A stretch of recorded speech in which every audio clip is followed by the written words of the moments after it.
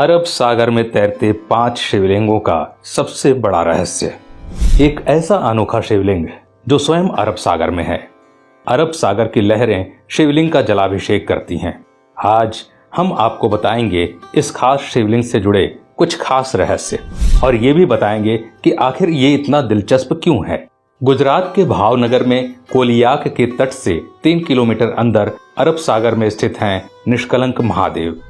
यहाँ पर अरब सागर की लहरें रोज शिवलिंगों का अभिषेक करती हैं।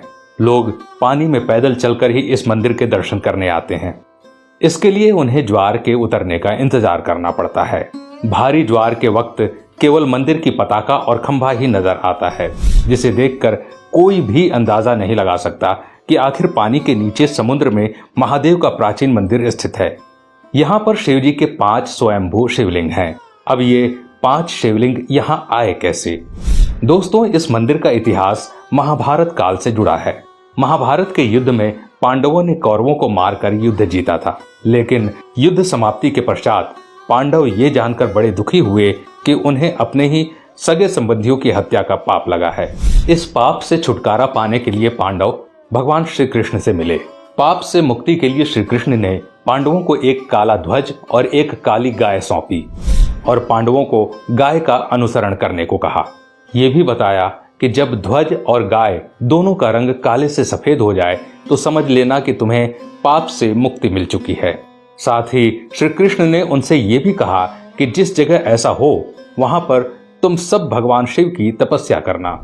पांचों भाई भगवान श्री कृष्ण के कथानुसार काले ध्वज हाथ में लिए काली गाय का अनुसरण करने लगे। इस क्रम में वो कई दिनों तक लगभग हर जगह से गुजरते रहे, लेकिन गाय और ध्वज का रंग नहीं बदला। लेकिन जब वो वर्तमान गुजरात में स्थित कोलियाक तट पर पहुंचे तो गाय और ध्वजा का रंग एकदम से सफेद हो गया। इससे पांचों पांडव बहुत खुश हुए और वहीं पर उन्होंने भगवान शिव का ध्यान करते हुए तपस्या करना शुरू कर दिया। भगवान भोलेनाथ ने उनकी तपस्या से खुश होकर पांचों भाइयों को लिंग के रूप में अलग अलग दर्शन दिए। वो पांचों शिवलिंग अभी भी वहीं स्थित हैं। पांचों शिवलिंग के सामने नंदी की प्रतिमा भी है और पांचों शिवलिंग एक वर्गाकार चबूतरे पर बने हुए हैं। ये कोलियाक समुद्र तट से पूर्व की ओर 3 किलोमीटर अंदर अरब सागर में स्थित है। इस चबूतरे पर एक छोटा सा पानी का तालाब भी है, जिसे पांडव तालाब कहते हैं। श्रद्धालु पहले इसमें अपने हाथ पांव धोते हैं और फिर शिवलिंगों की पूजा अर्चना करते हैं, क्योंकि यहाँ आकर पांडवों को अपने भाइयों के कलंक से मुक्ति मिली थी। इसलिए इस खास मंदिर का नाम भी निष्कलंक महादेव मंदिर है। भादो महीने के अमावस को यहाँ पर मेला लगता है, जिसे भाद्रवी भी कहा जाता है, और अमावस्या के दिन इस मंदिर में भक्तों की विशेष भीड़ रहती है। हालांकि पूर्णिमा और अमावस्या के दिन ज्वार अधिक सक्रिय रहता है, फिर भी श्रद्धालु उसमें उतर कर जाने का इंतजार करते हैं और भगवान शिव के दर्शन करते हैं। कहते हैं दोस्तों कि जब आप समुद्र तट से देखेंगे तो सिर्फ और सिर्फ आपको समुद्र के ऊपर पताका और एक खंभा दिखेगा, लेकिन जैसे ही ज्वार हटता है वो शिवलिंग और साथ ही साथ वो चबूतरा स्पष्ट रूप से दिखाई देने लगता है।